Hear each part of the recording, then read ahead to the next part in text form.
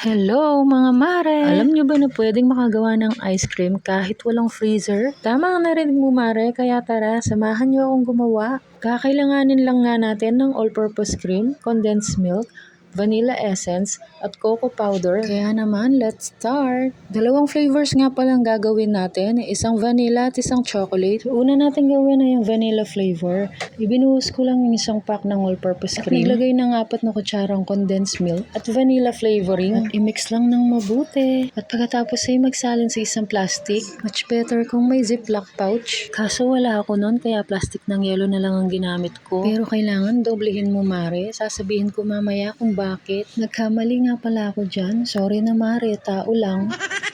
Dapat pala konti lang ang laman ng plastic, kaya hinati ko sa dalawa. At heto ang pinaka-importante sa process na ito. Nag-crack ako ng yelo at nilagyan ko ng maraming asin. Pinapababa ng asin ang temperature ng yelo, kaya nagiging mas malamig ito. At pagkatapos ay ilagay ang mga yelo sa malaking plastic. At pagkatapos ay ilagay na rin yung ice cream mixture. Siguraduhin lang na nakagitna siya sa mga yelo. At ito nga pala ang dahilan kung bakit dapat doble ang plastic para hindi siya mabutas sa mga yelo. At balutin ito ng towel para hindi masaktan ng kamay habang sinishake. Mare, kailangan siyang alug-alugin. And after 5 minutes, pwede na nating i-check kung naging firm na siya. And charan!